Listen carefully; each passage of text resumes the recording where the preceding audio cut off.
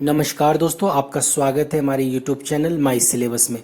दोस्तों, आज NDA exam pattern और एनडीए के सिलेबस के बारे में आपसे डिस्कस करेंगे। ये बिल्कुल लेटेस्ट अपडेटेड सिलेबस है जो 2020 और 2021 के एनडीए के एग्ज़ाम के लिए है। दोस्तों, इसमें हम आपसे पूरी चयन प्रक्रिया यानी टोटल सिलेक्शन प्रोसेस डिस्कस करेंगे और जो फर्स्ट टाइम एग्ज़ाम दे रहे हैं उनको ये क्लियर हो जाएगा कि एनडीए का एग्ज़ाम होता कैसा है और इसका सिलेक्शन प्रोसेस क्या है। तो आइए वीडियो शुरू करें। दोस्तों, ये वीडियो हम शुरू करें उससे पहले अगर आपने हमारे चैनल को सब्सक्राइब नहीं किया है तो जरूर कर लीजिए, बेल आइकन पर क्लिक कर लीजिए जिससे आपको हमारा लेटेस्ट अपडेट्स मिले।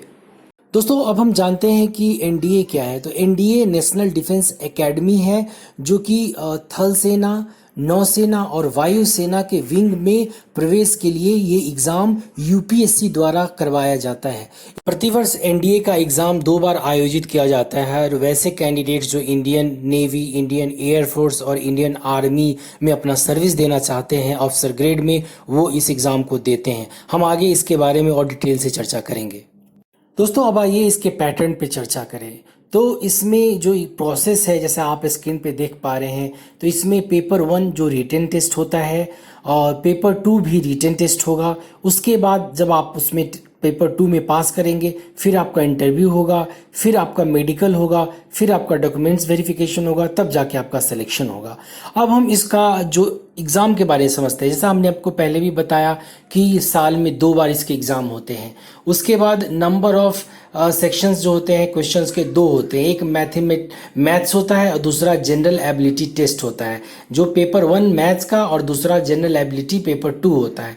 उसके बाद फिर एग्जामिनेशन मोड जो होता है इसका ऑफलाइन होता है, यानी आपको पेन और पेपर पे इसके एग्ज़ाम देने पड़ेंगे और जो क्वेश्चन पूछा जाता है सिलेबस वो +2 बेसिस का क्वेश्चन पूछा जाता है। दोस्तों, अब एलिजिबिलिटी की बात करते हैं कि आप इस एग्ज़ाम के लिए एलिजिबल हैं या नहीं। तो सबसे पहले कि एज आपका 16.5 साल से 19.5 साल के बीच में होना चाहिए और इंडियन आर्मी के लिए जो हाइट्स दिया गया है वो 157.5 सेंटीमीटर और एयरफोर्स के लिए 162.5 सेंटीमीटर्स होना चाहिए। मैरिटल स्टेटस की बात की जाए तो अनमैरिड कैंडिडेट ही इस एग्ज़ाम में अपीयर हो सकते हैं और ट्रेनिंग मिलने तक वो शादी नहीं कर सकते। अब बात करते हैं एजुकेशनल एलिजिबिलिटी की। तो वैसे कैंडिडेट्स जिन्होंने 12वीं का एग्ज़ाम पास कर लिया है, यानी कि +2 का एग्ज़ाम पास कर लिया है या जो अपीयरिंग है, वो इस एग्ज़ाम को दे सकते हैं। 11th के स्टूडेंट्स इस एग्ज़ाम को नहीं दे सकते। उसके बाद उनका जो सब्जेक्ट है वो साइंस होना चाहिए, पीसीएम यानी फिजिक्स केमिस्ट्री मैथ्स होना चाहिए, क्योंकि इस पे जो क्वेश्चन आधारित होते हैं वो फिजिक्स केमिस्ट्री और मैथ्स पे ही आधारित प्रश्न पूछे जाते हैं।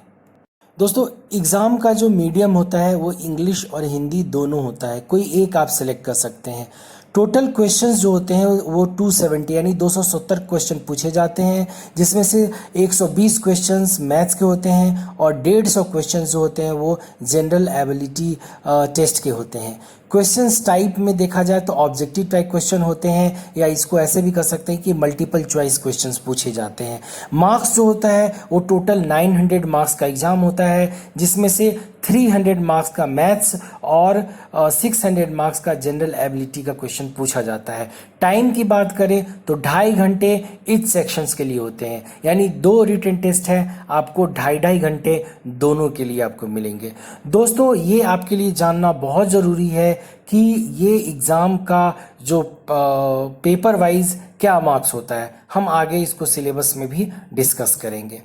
दोस्तों, अब हम जानते हैं कि इसका मार्किंग सिस्टम क्या है। तो सबसे पहले ये जानना जरूरी है कि जो मैथ्स का एग्ज़ाम होता है उसमें मार्किंग सिस्टम में एक अगर आपने सही जवाब दिया तो 2.5 नंबर्स आपको मिलते हैं और एक गलत जवाब पे आपका 0.83 मार्क्स डिडक्ट हो जाता है। उसी तरह से इंग्लिश के लिए +4 यानी 4 नंबर मिलता है और गलत जवाब के लिए माइनस जो हो जाता है 1.33, और ये जनरल नॉलेज के लिए भी ये सेम है क्योंकि ये पेपर 2 में आता है। अब बात करते हैं एनडीए एग्ज़ाम के इंटरव्यू की। इंटरव्यू जो होता है इसका थोड़ा टफ माना जाता है। अगर आपने दोनों रिटन टेस्ट पास कर लिया है तब आप जो इंटरव्यू के लिए एलिजिबल हैं। इसका ड्यूरेशन 4 से 5 दिन का होता है और टोटल मार्क्स जो होता है 900 मार्क्स का होता है।